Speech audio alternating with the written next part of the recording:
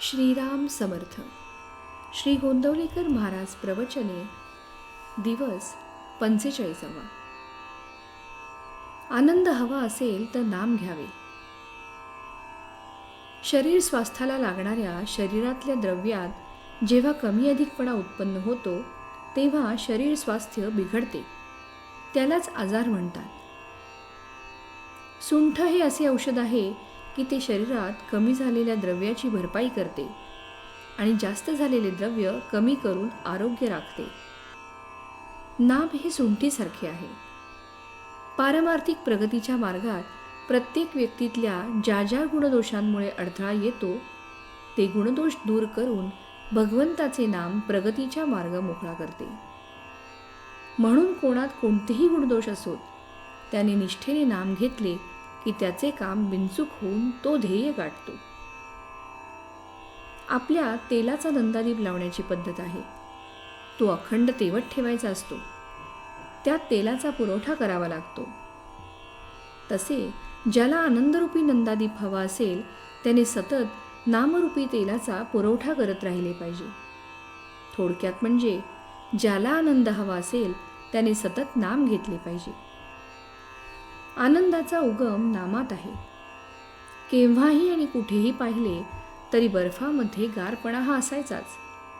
त्याचप्रमाणे परमात्म्याजवळ नेहमी आनंद हा असायचाच असे समजावे. आपण जगामध्ये व्याप वाढवितो तो आनंदासाठीच वाढवितो. पण भगवंताच्या व्यतिरिक्त असणारा आनंद हा कारणांवर अवलंबून असल्याने ती कारणे नाहीशी झाली की तो आनंद पण मावळतो. म्हणून हा आनंद अशाश्वत होय. खावे प्यावे आणि मजा करावी हे तत्त्वज्ञान मला थोडेसे पटते. पण त्यामध्ये मोठा दोष असा की ते देहबुद्धीवर आधारलेले असल्याने कायमचे म्हणजे टिकणारे नाही. कारण आजची चांगली परिस्थिती उद्या बिघडली की याची मजा केली. उलट येईल त्या परिस्थितीमध्ये आपण आनंद निर्माण करावा. रोज अगदी 5 मिनिटे का होईना भगवंताशी अनन्य व्हायला शिका. अशा त्या 5 मिनिटांचा आनंद 100 वर्षे नुसते जगून मिळणार नाही. साखरेच्या गोडपणाबद्दल तासनतास निरूपणे करण्यापेक्षा एक चिमूटभर साखर तोंडात टाकली असताना जसा खरा आनंद मिळतो तसेच इथे आहे. जगण्यामध्ये आनंद आहे ही गोष्ट खरी, पण आनंदाचे जगणे नसेल तर ते मेल्यासारखेच आहे. ज्याच्याजवळ भगवंत आहे त्यालाच आनंदाचे जगणे प्राप्त होईल. म्हणून ज्याला जगायचे आहे त्याने नाम घ्यावे. सदा सर्वदा योग तुझा घडावा असे श्री समर्थांनी मागितले. तुझा विसर न व्हावा असे श्री तुकाराम बुवांनी मागितले.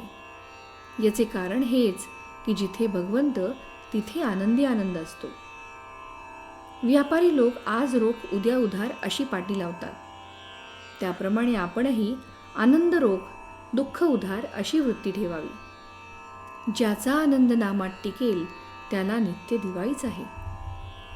तात्पर्य भगवंताने आपल्याला ज्या स्थितीत ठेवले आहे त्यात समाधान मानून त्याचा कधीही विसर पडू न द्यावा. श्रीराम समर्थ.